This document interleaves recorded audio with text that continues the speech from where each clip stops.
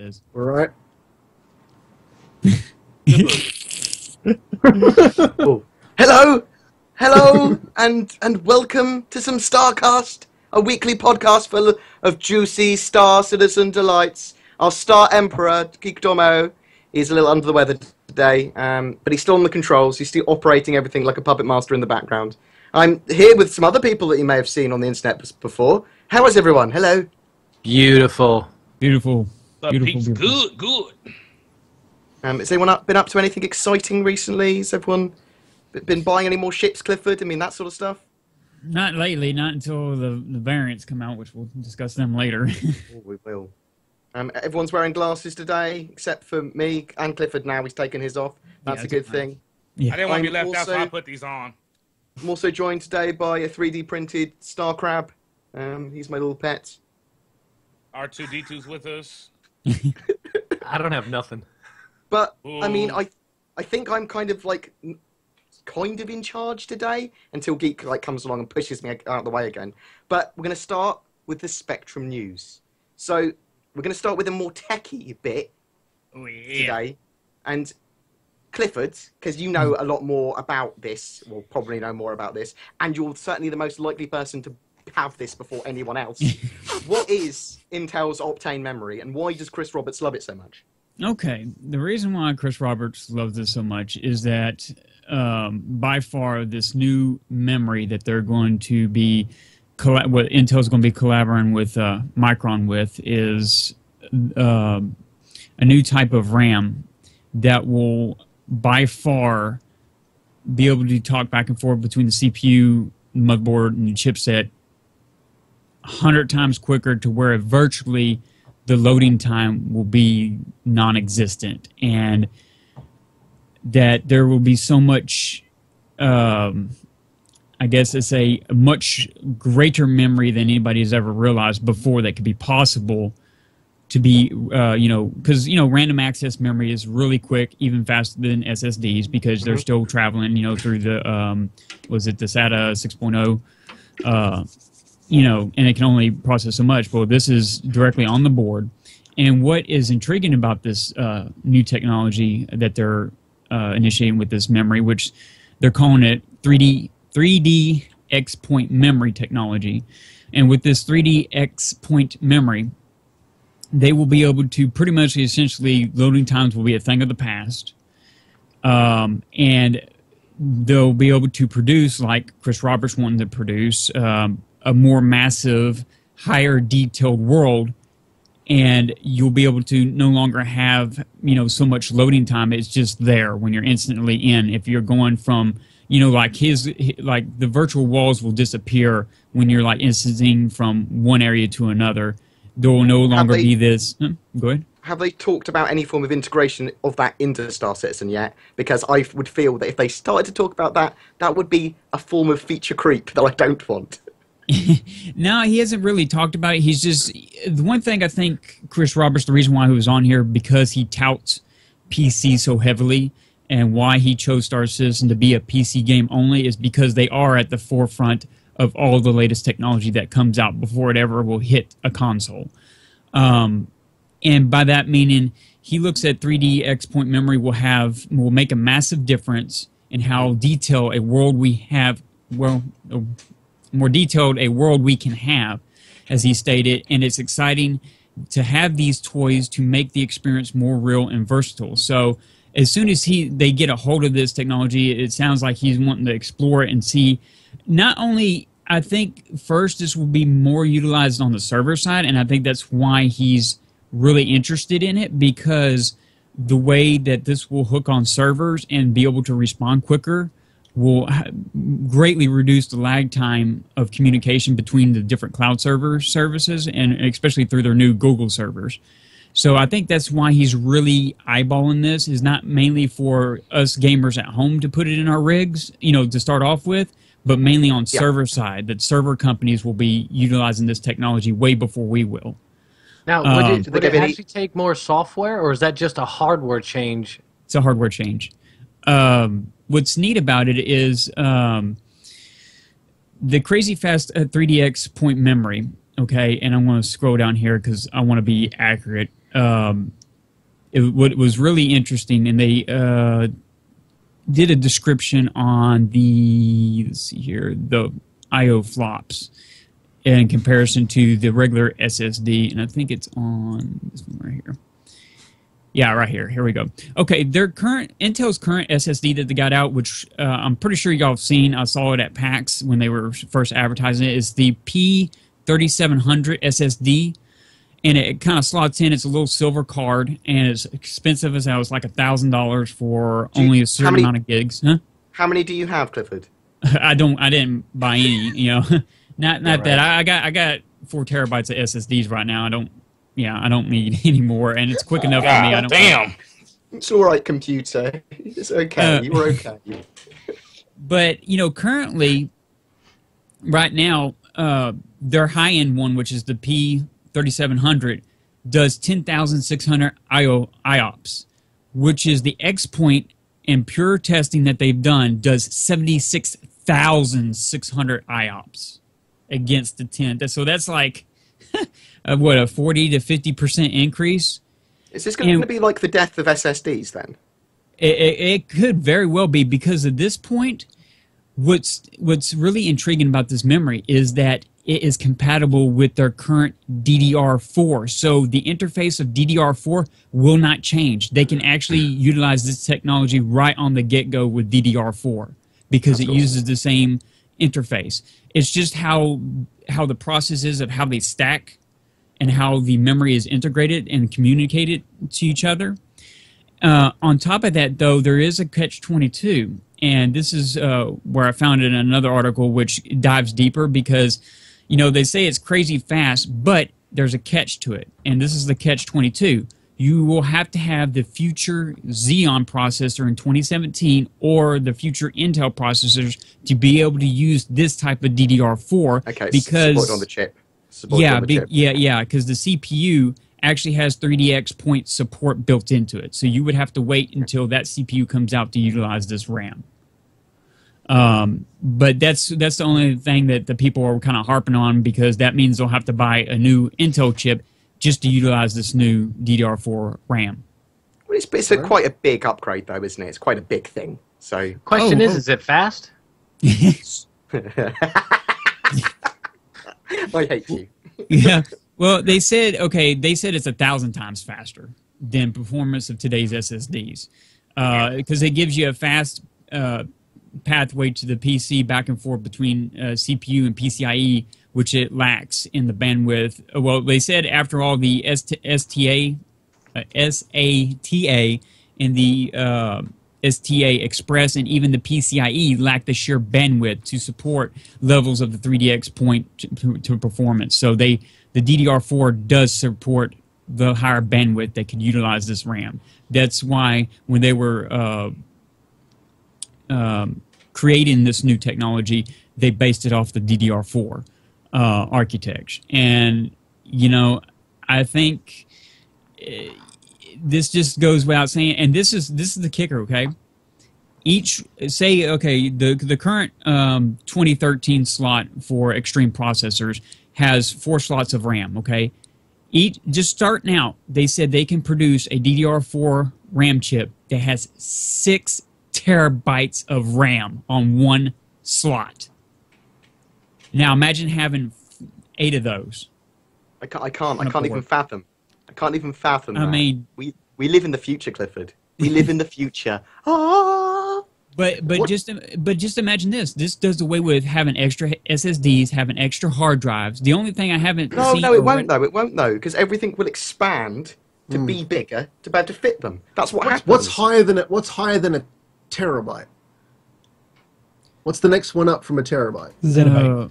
2 terabytes. Zettabyte. No, petabyte. Petabyte. Yeah, okay. No, petabyte. So that'll be the next Petabyte. step. That'll be the Petabytes, it'll be the size of a standard old 3.5-inch drive, your old magnetic style, but it'll have, I don't know, is that 1,000 gigs? No, sorry, is that 1,000 terabytes? Is that how it would work? Yeah. Peta would be 1,000.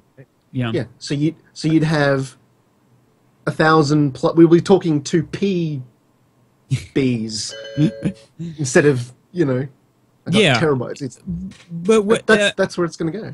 yeah, and I think the reasoning behind Intel having Chris Roberts on the spokesman floor when they were talking to Intel about this is because he is so adamant about PCs being the future and PCs where you want to be when you're gaming, because they'll be on the forefront of this new technology. Now, that's not to say that consoles will utilize this RAM on their deals, but that's going to be they're going to have to totally, well, it might not happen because this is a proprietary deal with Intel, not with AMD. So the AMD run consoles wouldn't be able to use this RAM. They would have to, then the consoles would have to approach Intel to come up with an integrated chip board with this RAM on it to be able to utilize it. So let's there move lies on the rub. to some more Star Citizen-y matters. Okay. I love that RAM. I want super fast RAM, but we're not going to have it for a while. Maybe when Star Citizen's released, we'll have it. Say about 3-4 years. But a question that I'm assuming that it's on everyone's mind is about the Star Citizen Vanguard variants, and we're going to get 2 of these beautiful new ships, these new hulls, on Friday the 28th. We've already seen the Vanguard Warden, which was the standard Vanguard. Domo, can you chuck on the sneak peek of the Warden interior? And basically, that was the original Vanguard that was sold for $250, the Warden. That's what we've seen already. We've also got the Sentinel, which is going to be this Friday. And this is the E-War variant, which was, if you looked at Sandy's Facebook, you might have seen a little sneak peek of that. That one's $275. And then you've got the Harbinger, not the Harbringer, the Harbinger for $295. I have no idea what that ship is, what role it's going to fulfill, but we'll find out on Friday. We'll probably have a bit of a discussion about that in a second. But there's going to be upgrades available for the standard Vanguard as well to bring it up to the Sentinel and the Harbinger. In fact, I've already got it wrong in my own notes. So LTI-wise, we don't 100% know if the Sentinel and Harbinger are going to be coming with LTI, but Trixie CIG are almost certainly going to try and give them LTI because it makes them extra money. They sell more. Why wouldn't they? Ben and around the verse, he said that he's pretty sure that it's going to be LTI. It's whether they've sold them or discussed them before. If they haven't discussed LTI. them, right? Yeah. You know that situation with the Starfare Gemini. Everyone had a piss fest that, oh, you guys are selling the variants with LTI, and people got pissed off. That's why they have to announce if there's going to be variants with the ship at the same time, or then it's not going to be. It's not going to have LTI at that time if they already announced it. So that's why people are trying to figure out. Right. Is anyone thinking about getting one of these ships? Yes. Not me. Oh, Clifford raises his hand. No shit, Cliff. Are you going to get all of them. 6? Are you going to get one of each of the variants? Huh? Yeah, I would just get one. It's because originally the completion pack has the basic one, and then I'll take the other one that I bought, upgrade it, and then I'll buy the Harbinger probably separately. So yeah, I'll get all 3 variants, but that's the way I'm going to go with it. Now the Harbinger sounds like the bringer of death, actually, to me. So are we thinking that's going to be an extra military one, or? I think the Warden that we got is like the all-encompassing one where it has a little bit of everything, and I think like the other one you mentioned is more for was it cyber warfare? Sentinels. Yes, indeed. Yes, Sentinel has been confirmed for e-warfare. And then the Harbinger is going to be your heavy hitter. It's probably going to have a lot more missiles, a lot more payload to it. I like that idea, Clifford. I hope it is. I hope it has bigger guns. Oh my god! And I want to see them to show, because we already know it has thicker hull on the get-go, but I want to see them start showing off the extra, like they showed on the Hornet, where the Hornet had the extra armor, the hexagon armor. I want to start seeing a lot of that start being implemented on these military ships to start seeing as an upgrade. Because the Vanguard is one of my favourite ships by far. I just love the idea of being able to fly in it myself or with one other person and just being able to own Hornets. Just going, hey, Super Hornets, see you later, Super Hornets, and just flying off, then blowing up a small capital ship like a Corvette. That I might have dreamed of that bit, but Well, and it's also, I think, these Harbingers are really, I mean, this type is really focused on the people who are really gutsy, because these are the ones that can go further as far as the military. Their fuel they'll last longer. They can go further, and so these are the guys that are going to go with the intel and the scouts out further to be the first ones to scope out the battlefield and whatever. So these are going to be your risk takers, the ones who are going to go out there, probably get heavy hitted on, and try and make it back with intel. Oh, I see. I just love the idea of them. I love the idea. But I suppose we should probably move on and have a little bit of a talk about the social module. GrayHeadedGamer, would you like to take this one? I would love to, especially for YouTubers like a lot of us. Social module is going to give us a lot to do, and we've been waiting for it. We could almost call it like a persistent universe version 0. Going to be a great deal for everybody, even a staging area for Arena Commander. They're going to be pulling a small stress test soon. On Around a Verse, I think Ben said that they're going to do it by location, not by citizen number. So you're going to be, if you've got a really low ping and you're close to the servers, there you might be part of that test. And then you're going to get depending on how it goes, we may be able to see it in the next week after they do the stress test. But there again, I don't think we have a whole bunch of information on when it's going to be released to everybody after the PTU. I guess it all goes on that stress test. We won't be able to visit each other's hangars, unfortunately. They said if you get in the hangar, if all of you get in the hangar and go back down, you go to your own hangars, not your friends. So, but for a first run, you got to expect that. We're not going to be able to buy anything, but we will be able to explore, look at everything on the shelves, play with the AR. It's going to be a good time. This is what MMOs are all about, is that social aspect, and that's what I'm really looking forward to. I'm a social butterfly. I like to hang out and just bullcrap. That's why when Free Flight was released in Arena Commander, I was ecstatic. I'm not a great dogfighter, but I'm a great bullshitter. So we go out and just have a good time, crash into each other's ships, make funny videos, and this is going to be a good tool for that. Do you think they're going to be able to make their soft deadline and give it to us by the end of this month? I'm thinking first week in September, because we're getting so close to the end of the month now and it's not even on PTU.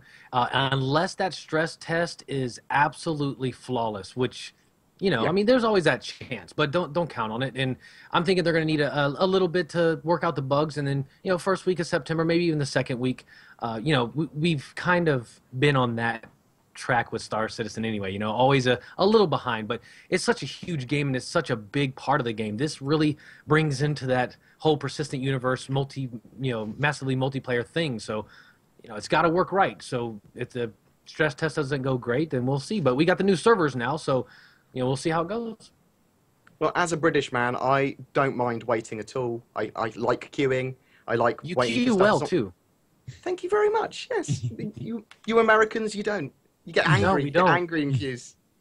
But it's something I'd rather wait for it to be better and actually not be stressful to smashing my keyboard going, why can't I load into a game? Why have you crashed again? Absolutely. I'm quite happy for that. And I think what's also cool about the social module is that you don't have to own a ship to be able to be a part of it because it's part of the PU. It's actually yeah. So but this don't you have to have a ship to have a hangar though? Not necessarily. Any backer that could get into the hangar module will be able to play the Persistent Universe version 0 or the social module as it's called. But do you get a hangar without a ship though? That's what I'm wondering. No, you have to, no way. You have to have access to the hangar module. I think, but still, it's still a lower gateway because somebody could buy, say, a Merlin, but don't have to get the Arena Commander access to it, and still be able to have the hangar and be able to go into the social module and actually see a lot of the real world mechanics. Yeah, or even free flight weeks. I think you might get a hangar in free flight week. I'm asking that as a question. Do you get? Oh, I don't know. I'll answer that later. But, I'm not for sure. I know the people at Gamescom still have that free deal, but I'm pretty sure they'll probably offer something like that. If not, it's definitely at CitizenCon. And it's totally free as well. It's totally free for all backers. They're not charging passes for it. Yeah, because absolutely great. Yeah, because he considers it PU in-game stuff. Yeah, Now, one thing though that hasn't been brought up on this PU social module: will we get to see some of the Moby Glass? Oh, that's. I don't think so. Not at first. I think they're just going to have the shield HUD right now. I'm sure. Oh, unless that's one of the a big surprise they're holding back from us, which would be amazing. But they have not mentioned it one bit about being able to pull up your Moby. The Moby Glass has got to be in there somehow, hasn't it? Because it's an integral part of all of the systems coming together. So. Well, when he first walked in at the gun store, didn't the guns pop up on the HUD? Yeah, that's at the the moment AR. they're saying, they're saying that the same technology that would still work with your Mobiglass is going through the helmet HUD. So when you walk in there and you turn it on, it automatically brings up all the stuff you would normally see with your Mobiglass. But there'd be an animation, it'd pop up, and then you'd be going, and you'd be able to buy and all that sort of. Right, because you're not going to be wearing your helmet all the time. That's right. You're not going to have it on all the time, but they've got it. So I'm guessing then, Stakas, then it'll be just a patch. Say, hey, we're going to patch in the Mobiglass, and we implemented some of the guns that you can purchase. So now you can try it out, and we can bug test the Mobiglass. If it's that easy, maybe. Fingers crossed. I can't wait to play with Mobiglass. Let's move on because we're talking about Mobiglasses, and it's making me desperately want to play Star Citizen, which I can't play at the moment because the Mobiglass at the moment does not exist in the game. But let's move on to Citizen Gossip, where we talk about general things in Star Citizen that we find interesting, or something about Ben that we found out that he was on. I don't know, he's got one of those premarital account things where they date people. That didn't happen. That didn't happen. Laura Ashley account, whatever it's called. But let's talk more about the FPS module being out of Ilphonic's hands as I worm my way out of that odd comment that I just made. So the first-person shooter module, or Star Marine, is now being redeveloped or been brought back in-house by CIG. So Ilphonic have had to have some layoffs. They're no longer working on Star Marine. So what does everyone think about that? Do they think that's a good thing? Do they think that's a bad thing? Do they think that it's all been done?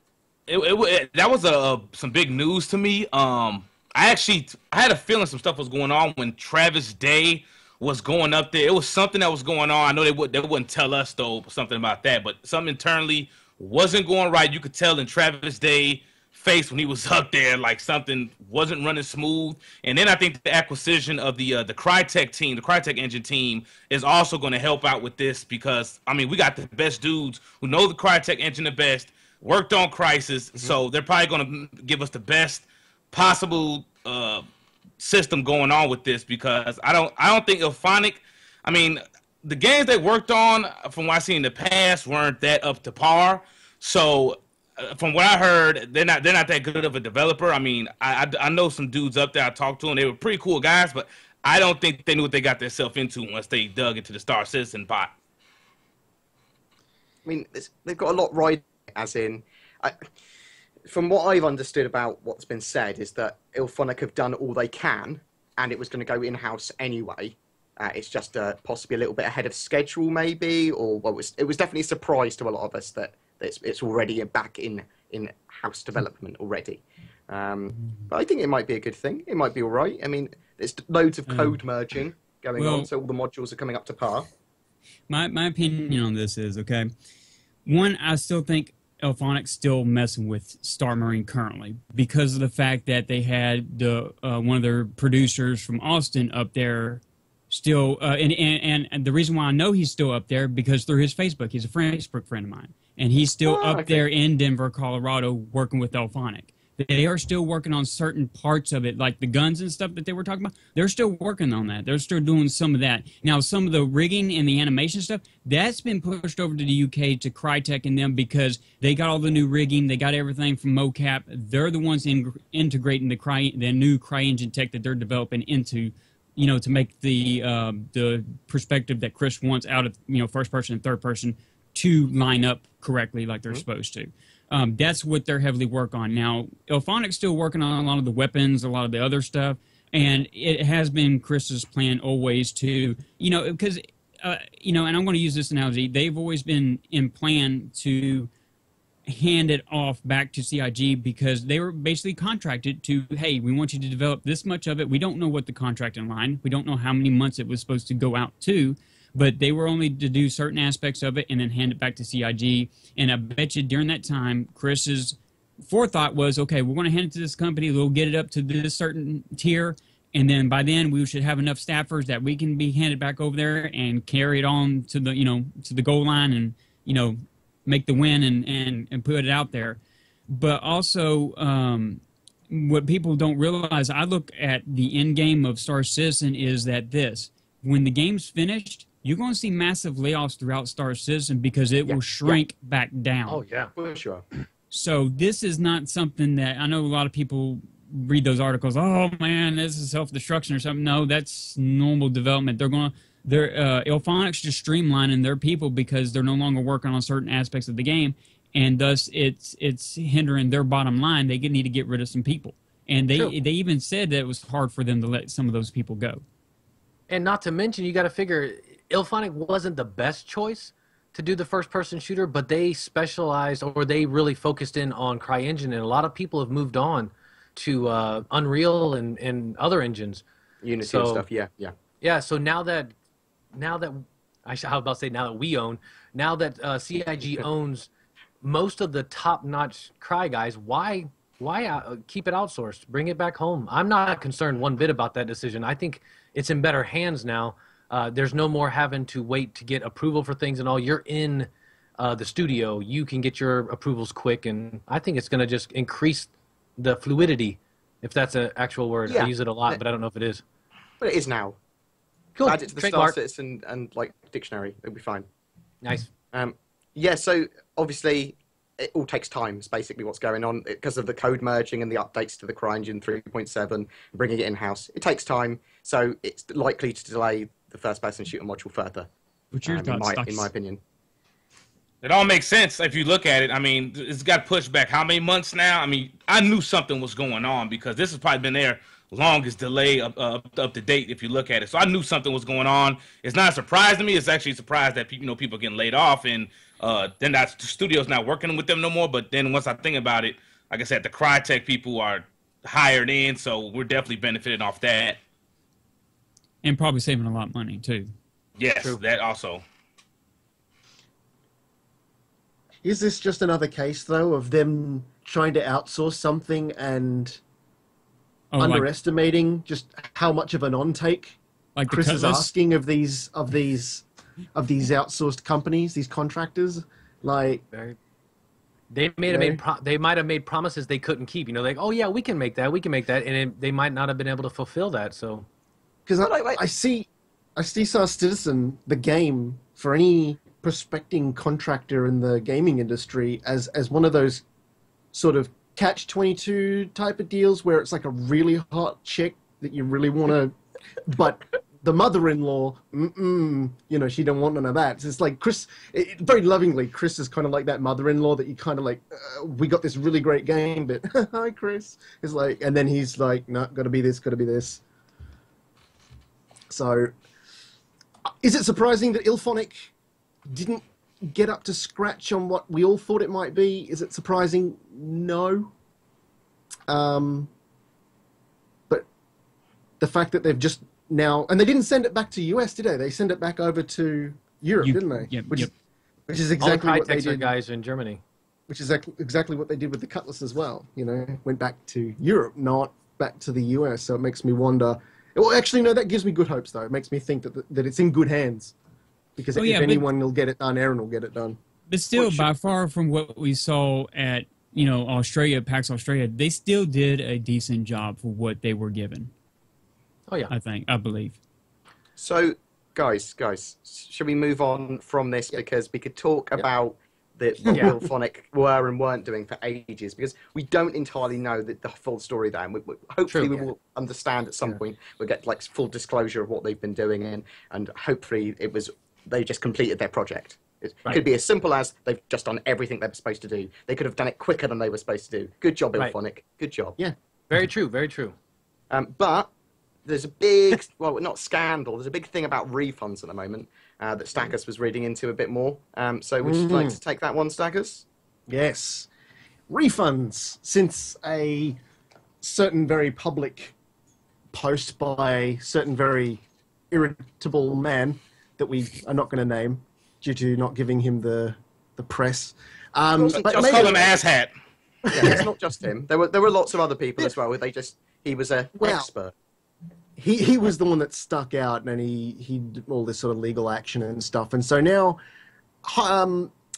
refunds have become an issue and under the spotlight. And SIG themselves actually put up on the forums a little sort of what do you call it, poll, asking people about, whether they would ask for a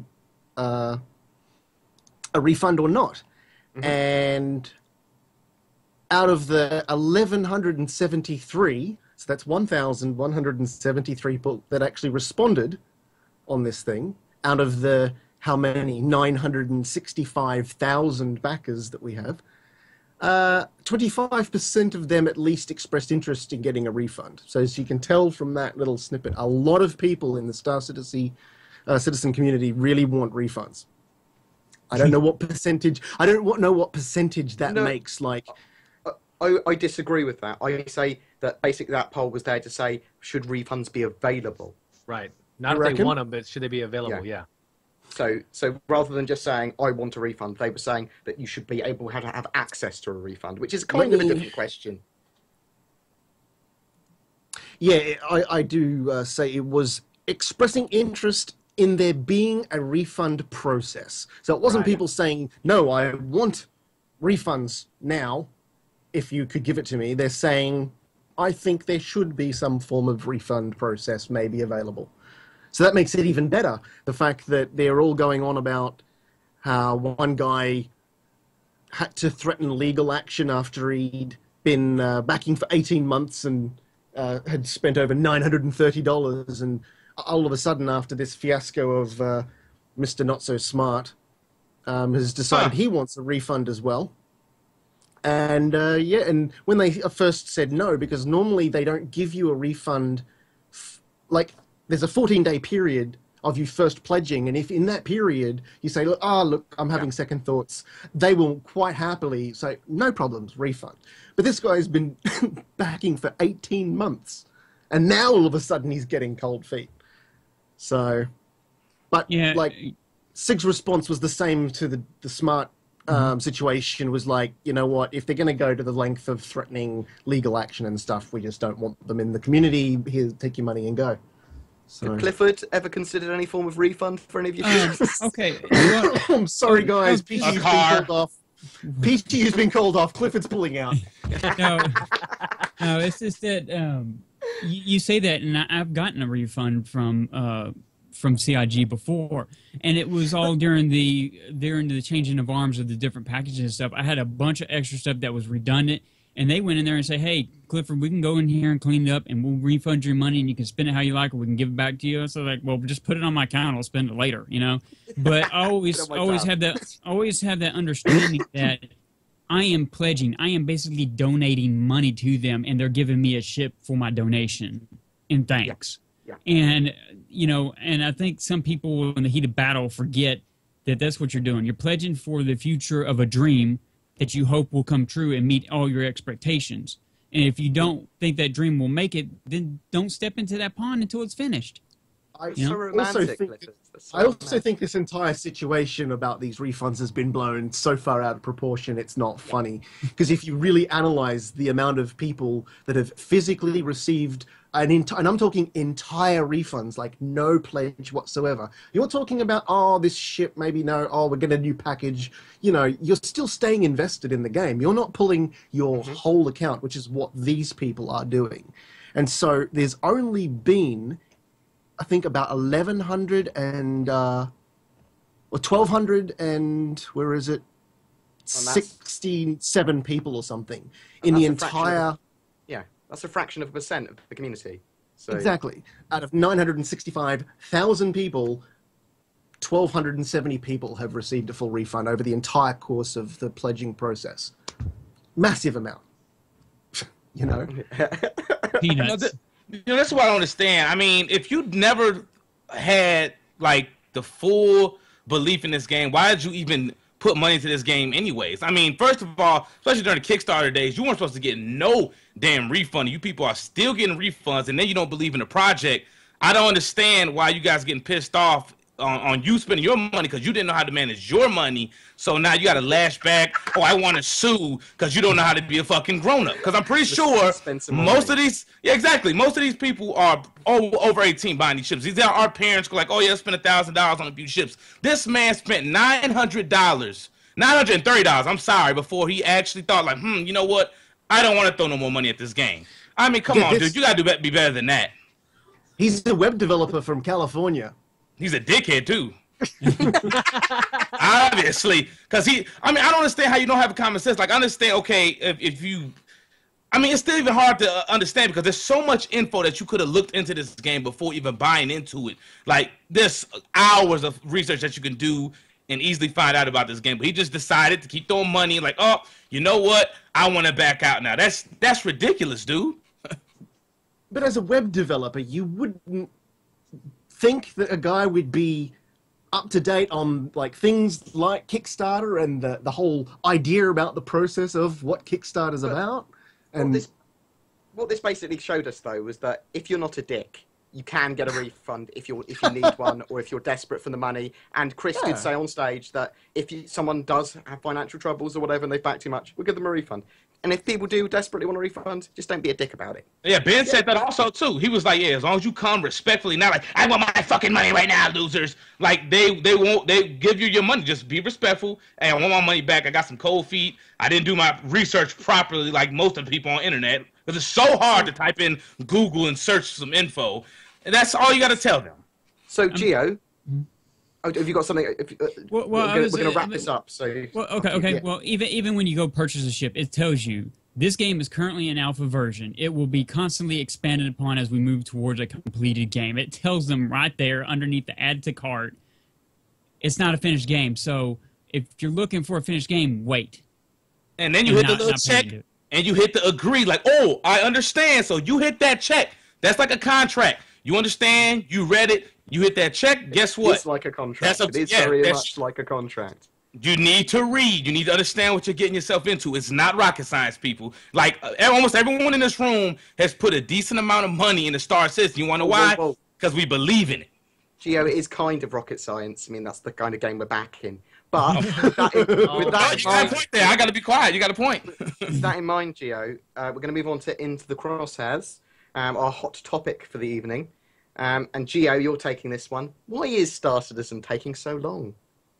Yes, this is an article. Now, when I first read it, I thought Kotaku was trying to get on some bullshit. It kind of was because there was like, oh yeah, the game didn't come out in 2014, which if you thought a game of this scale was going to be made in 2 years, shame on you, because even Call of Duty, it's like 3 or 4 years of development. And let's see how much, I mean, nothing gets changed in that game. It's like the same, and that gets 3 or 4 years. So if you thought this game was going to get made 2 years, But anyways, it's an article. They had somewhat of an interview with Chris Roberts and him explaining why stuff is taking long. And we had some people that actually left. They couldn't say who their names was, but they said they were big people. So I'm thinking, I don't know the guy who was from Activision or Blizzard. I'm sorry. I forgot his name. Travis Day, yeah. Travis, and there was another one in Texas, I think. I forgot his name. Yeah, it's the other one. I don't think Travis has any. Well, I mean, even Chelsea was in the chat on Reverse the Verse, so I kind of held them that they still believe in the game. They just had, like he said, his fallen dream. But there was that other, there was that other guy in Austin that worked for Blizzard that had to leave for personal reasons, and that's all they gave.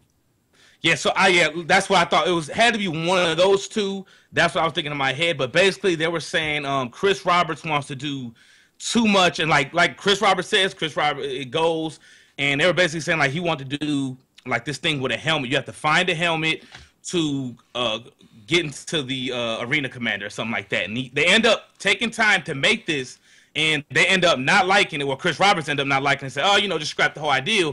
So they had wasted time just trying to develop this little part in there. And they were saying that's what's wrong. It's taking too long. And that's getting people upset if that is true. I don't know how true that is, but I know Chris Roberts is a perfectionist. And they said his scale of the game, I mean, he has some of like the best developers, and he wants to go over the boundaries. Like he's trying to push them to stuff that we can't do until the future, which it sounds like a lot of crying, and they're used to, they're used to development stuff that's going on now. They're used to the baby stuff because no one has been pushing the envelope on these games recently. Like very few games have been trying. So these people are used to the standards. They haven't had someone like Chris Roberts in a long time push them to the limits. I mean, we look, like I said, we just talked about Ilphonic. I mean, that's probably their best work they've done to date from what we've seen. We haven't played it though, so it's hard to say, but it looks damn good. And Chris Roberts pushed them to do that. So what he does, I think, let Chris Roberts be. let him be a perfectionist, let him push features. But some stuff, I will say, if it is true, you may have to push back until launch and then add stuff in with updates. Because, like I said, people are getting frustrated. I'm not expecting the game until 2017, to be honest. I'm pretty sure it's going to be around there. But if it's any longer, that's when people need to scratch their head like, oh, what's going on? But that's just my 2 cents on this article. Yeah, it's not taking that long, really, relatively. Yeah, it's not. It's a god and a genius. Good job, Chris. So When- there's been some. when- Oh, sorry, oh, go sorry. on after you. I was just After going you, to say, Stakas. Oh, why, thank you, sir. Okay, when sir. Chris does deliver on this massive undertaking, it's gonna be a rocky journey, because when in history has it been for people like who Eye are of the Tiger kind of stuff. kind of like not even boxing on the stairs or anything, or kickboxing in it, but more like in history, when has a journey to a groundbreaking discovery ever been routinely easy? Like, Yeah. when this game comes out and it's everything, provided it's everything in realms of what we expect it to be, he'll have achieved something that no other game developer has ever achieved. And he will have done it the hard way, by hard work, testing, and failing. Because you can only make something better by failing. So, fuck. It won't fail. Guys, anyone that's watching, it won't fail. I'm It's just fine. saying, like, It's fine. I'm classing the fact that in one article it states that apparently they had to redo the skeleton of the animations for the FPS like almost 7 times. I class that as a fail, not in a bad way. It's just like, that's not good enough. It's not going to work. We need something better. And that's how you get the good shit. Well, I mean, go ahead, Cliffy. Well, that analogy really reminds me of when recently NASA was testing one of their new Mars shells that comes in the atmosphere and it balloons around it, and it's supposed to slow it down, and then they were going to test out this new parachute that was 10 times larger than anything that has ever been made on the planet Earth. And the guy, his boss, told him, if you make it and it does 100% right, you get an A. But if you fail, you get an A+, because then you go back and you research it and you get even better results. He said, and that really, I like that analogy, because he's like, that means we have more to do. And the parachute did fail. It failed. So he's like, and his boss gave him kudos. He said, now get them engineers in there and let's do it. Let's hammer out and let's rework it again. And usually 10 times 10 is you come out with better features. I mean, NASA has failed many, many times. And through their mistakes, they've come out with some new fascinating technologies through failure. And they got it, and everything. And I remember the helmet. The helmet was first, they did the flip thing, and then they had it sitting on the pedestal, and now you just wear it when you're coming in, because they learned through, tripping and falling and getting back up and saying, hey, this ended up working better. And so, yeah, you're going to have little, things that along the way that's not going to work out 100%. Star Citizen, an inspirational journey to success. Well, in closing to this, I mean, in 3 years, it's amazing what they got done. I mean, I didn't know they had the multi-crew stuff up and running. In 3 years, this game done pushed everything. Like, you look at all the games that are out now that's come out broken at launch and bullshit, and then they give you updates later on. This game has pushed the envelope even past those games already. So it's amazing, and I can't wait to see when they're actually done. And they got this done in 3 years. So 2 more years, it should be done. Well, with that in mind, let's talk about some other spacey type games that we've been looking at. The Solace project. Now, this is one you spotted, Clifford, that I hadn't actually seen before. Yeah, I spotted it back at E3. It kind of slipped under the radar a little bit. And when I first saw it, I said, a lot of people were on the hype train or playing Ark, And I was like, when I saw this game, man, this looks so much like a type of Ark, but more of a space theme type. And basically, you're this sole survivor that crash lands on this remote planet. And what I find is so beautiful is that you see the overhanging planets in the distance. You see what type of weather you would find on an alien world. And that's what's intriguing with me is finally a really... It seems like, because they said it's a standalone, basically you're by yourself and you do the survive. So I think this is kind of like a sci-fi Skyrim in a way. And Yeah, when I was, very much very Skyrim-y vibes I was getting from that game. yeah, Very Skyrim-y. and I thought it was very beautifully done. And I can't wait to see more. And so far, and they said that they had been developing this game since since July 2013. It's been a team of 5 to 10 people working on it. So, Wow. yeah, so and it's so hilarious when everybody said and that's like 2012. Star Citizen was coming about. 2011, 2012. Well, they say 2013. So it hence coined the term. Star Citizen basically made space games come back to life. And Really has, though. It really has. We to see so many recently. There's so many to see, look at, talk. And there's a lot of crud, but there is some gems in there. Yeah. Yeah. And when I saw this one, I was just like, man, it's a beautiful game. It really is. And I just can't wait to dig in and play it. But it comes out, it says that it'll launch in first quarter of 2016. On it, and it says you can explore. It's basically explore, survive, exploration, unlock the depths of uncharted planet and the secrets buried deep below. Delve into huge cave systems, tombs, and uncover 200 secrets. The atmosphere. This is what's neat. The atmosphere-rich environment is fully dynamic. You have a day and night cycle, a dynamic weather system that calculates temperature, humidity, wind, ocean tides. The planet responds to the climate. Storms will form. Earthquakes will happen. Survive the extreme climate, tornadoes, storms, meteor showers, lightning, and not to least the dark secrets buried beneath the planet's surface. So that's intriguing in itself. See, looking at this gameplay, I really hope we could do stuff like this on Star Citizen. Like, it looks like this, you could explore. Like, that's my favorite type of thing right there, doing that. It looks awesome. It sounds like This No is the Man's first time Sky's I've for you. ever seen this. Yeah, I never seen it either. Yeah, That I have right. does look Clifford saw it, and I was like, I watched all of E3. I didn't see that there at all. So, but other than that, other than Project Solace, and please check that out, guys, because it does look really cool. There's been some sort of resurgence of Interstellar Marines, which has got a new engine and actually seems to be quite fun. People have been telling me. It's amazing, actually. I'm so glad. I didn't know you guys had that because I have no one to play with when I go on. I backed that game a long time ago in the early access. Oh, I just got it probably 4 days ago, and it's absolutely amazing. It's great practice for Star Marine, if you ask me.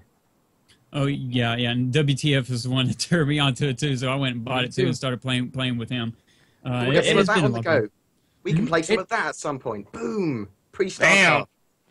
There you go. I'm in there. Spoiler alert. Video coming soon. Well, and what's really good about the Interstellar Marines is that it's also a dynamic atmosphere where the levels can change, the lighting changes, it'll rain, it'll fog up, and you'll see the rain on your helmet. So in that way, it's really cool because it changes the dynamic. And this, really the story behind it from what I read is basically this is training you for what the actual game is about, which they haven't released that portion of it yet. This is like the combat training that you're getting you ready to fight whatever you're supposed to fight. Yeah, and I love the robots. It reminds me of like iRobot. Like, that is so different, especially when they run up on you. It's scary as hell when you hear them. You don't know where they're coming from. They just smack the shit out of you. Yeah, so I heard it's got a new engine and it's really worth a look. Even if you've looked at it before and you didn't enjoy it, have another look at it now because it's different and really, really bloody good fun.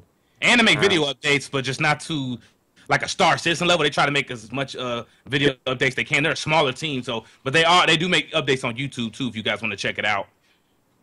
Well, shall we move on? Because I've dilly-dallied. I'm a lazy host. Shall we move on to the Q&A? Some questions and answers from the crowd that have been sourced from other people. Stakas, is there any good ones there? There's not a lot. So if anyone does have questions, please put... I'll put the question thing in question. Exclamation in question, and yeah, there you go. No, go to that link in the chat, that bit link, and enter in a question if you have any, because there's not very many at all. Do it now. Answer. Do it. Do it. Come on. Do Otherwise, you like we do Arnold cheese? Schwarzenegger stuff at you for ages. And Do you like Keep it cheese? a questions. my ukulele put a question in quick. No, let's not do Let's that. make a Star Citizen song. No. Okay, Oh my so God. That's What? Oh, Pedro, where are you? We need you now. yes. Pedro's Um, gonna make us a soundtrack. We're gonna be like a Backstreet Boys or NSYNC type of Star Citizen band. Did you I guys did have a anything you question. wanted- Yeah. I go had a ahead. question. I put one in there.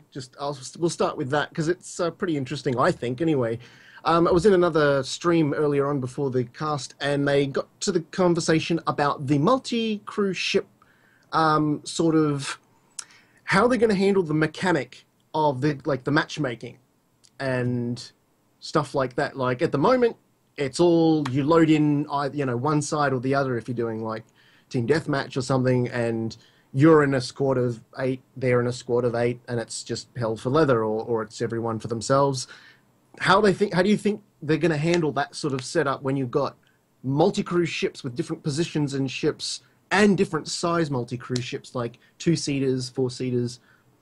What do we think is going to happen there? That's a good question. Well, No clue. Clifford? That's a really hard thing to do. what on Because just they could do it based on points. They'd have to give a value to each ship. That is a really good idea, actually, because I was thinking, are they going to do it with the amount of ships? Are they going to limit the amount of crew positions on the ships? Say only 2-seater ships can fight in this match. It's cutlasses versus freelancers. Or are they going to say you're only allowed 8 people, any combo of any ships, but 8 people total on your team? I'd like to see it done in points, so it doesn't really matter how many crew you have. Yeah.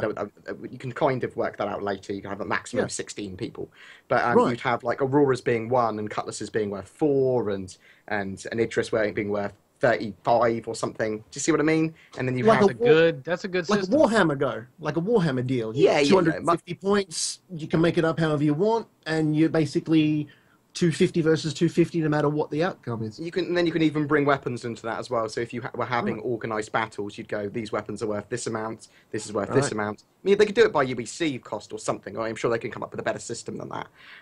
But I mean, that would be the way I would do it. I'm sure they've got a better thing in the work though. I don't know, I think Jeez, that works. Geniuses. Well, That's a Pay me. fantastic idea. I hope they're pay listening. me, Sig. Pay me. Yeah, exactly. That was something, because I was racking my brain for a while thinking about it, like, how would they do it? Just limit the amount of people, the amount of ships, have, Well, if you- preset you- ships. Yeah, if you just say that you can have a maximum team of 16 on each side, but you're limited by points, then people will try and work out, and it might get quite competitive. I mean, I've always wanted stuff like that. It's basically the sort of stuff they do in the EVE championships. They have ships valued on points, and then say, I think you can have as many people as you want. I don't know. I don't watch EVE anymore. Used to. so you're talking about how they would choose their crew in the multi-crew ships like in a match, right? Yeah. Couldn't they also do it this way? Okay, say Constellation has these 5 posts. One's engineering, one's this and that, and you pick the post you want. Basically, I want to be an engineer, and you pick that, so you stay in queue for that one slot. Whatever game pops up first, you get put in that slot. Or if you want to be if you want to be the captain or the lower gunner, okay, lower gunner section, you put your name in there. Or So you how do you select go about organizing team games where you specifically want to play with all of your friends on one ship? You would just talk to them over Skype or something like that, and you basically, I would think you would be able to just do like your friends list and pick them, saying, hey, I'm going to take Connie out to we're going to go up against this other team. Who wants to be a pilot? I'm good at being a gunner. Is there anybody out there who want to be a pilot? Who wants to do the engineering? Who wants to do this or that? And then you pick them up and go. I like the and it's one of the very few things I like about Battlefield. I love playing the game, but it irks me so. Love-hate. The one thing that I do is if you join on a friend, normally the game will try its very best to balance you onto their squad. So straight up, even if a guy's been playing for half an hour, you can click to join on him, and providing there's an opening position, providing the team's whack out of balance, it will move you directly into his squad. Is there not hope that they could have a mechanic sort of like that? So it's like, I want to fly Connie, 3 other guys join on me, we all end up inside the Connie. I could think they could do that. I don't see why not. I think it's going to be a lot less organised than that. You think so? Just chuck you on a pad and literally go, fly, free. Right, we'll move. We'll wait and see. We've got a few more questions come in. Yeah. So what do we got here? Let's have a look here. We've already spoken really about the social release, haven't we? Yeah. What is a piece of merchandise that you would definitely buy without a doubt from Star Citizen or any other space game from Biohazard Beanie hats. 92? Yeah. Beanies? Beard warmers. I'd probably take a Retaliator model, but not like the one made like a Constellation. I want a better version. I will pay top dollar for a Retaliator to sit on my desk. Yeah, I think. Well, it'd be like the version like BioWare when they sold the Normandy. That was a good model. They sold a version of that was very, very high dollar, very good model. If they sold stuff like that, I think you would have a lot of takers on it. I have it on good spoiler alert that that on this week's 10 for the Chairman, you're going to see the 3D printed Retaliator that gentleman did, and it's very, very nice. I also have the STL models to make all that stuff, hence Space Crab. So if you come to the UK, Geo, at any point for a con, I will print out you out a Retaliator. Ooh, yeah. Yay! I'm not sure how So big it will there's be. that. It'll be this size. Lol. Keyring. Yeah, damn right. Why not? A keyring's cool. Modular keywing run. Well, no, if you make it small enough, it could fit inside my Connie model right there because I can lower the little bay lowers on it. I can put inside of it. You know, talking about those, I hope the Legos are still in the works because I don't know yeah. if we win that contest because I want to buy all the Legos. I just hope they make a whole Star Citizen Lego thing because that thing would look awesome. I'm going to make my computer into either an Idris, the case. I'll print out an Idris case, or just one of the shield generators. That would look cool as a computer case. I'm sorry, you're getting replaced. You're ugly. Bye-bye. But someone else asked, what's the new engine update for Interstellar Marines? It's Yes. Unity 5 they've upgraded to. Now and it looks pretty. Oh yeah, Yes. it's really good. Real purdy. And it runs real smooth, real fast. Yeah, it is. It's really good. What do we got else? Clunky here? as hell before. It really was clunky. When I played Do it you 8 like years ago. cheese? Anybody? I'm British. I love all forms of cheese. String cheese. Oh no, God no! What is wrong with you? What's wrong with string cheese? It's horrible. It's not really cheese. It's got like 1% cheese content. The rest rubber. You're Don't talking talk about my goddamn cheese. You're talking about someone that comes from a country that puts cheese in a squeeze bottle. Oh my God! You have squeezy cheese in a can. You're monsters over there. Oh. I mean, we are quote unquote fat Americans, so you know that's what goes on over here. I talk like a stereotypical French person. Thanks, Theo. That is how I talk. Mon Dieu! Well, Dear. looks like we're coming into time. There's only one more question that I can see, and I'm really having trouble making sense of it. It's written quite weird.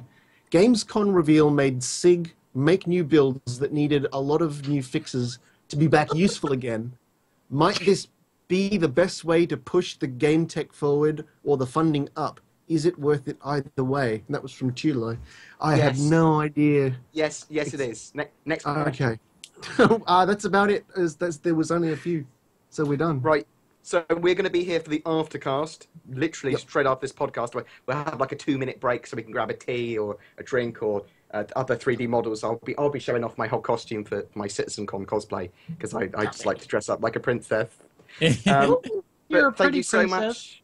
Thank you so much. I am. Wait, I got one more question I could drop for us. Okay. Go up on this minute. Okay, if Star Citizen did not have these concept ships or anything like that, would you guys still donate the amount of money that you guys have? No. No, yeah, No. you always want No. something in return. Yeah. I look at something pretty and it reminds me to pledge. Like when you see like a crying child on the TV, then you give to that charity. I mean, if I don't see that, then screw them. I want to see a cat that's found in Yeah. a puzzle. It's then human Then I nature. give to the cat charity. It just reminds you to give. I mean, we're all nice people. We all want to give. But it's just, you need to be reminded. And pretty ships, that reminds me to give.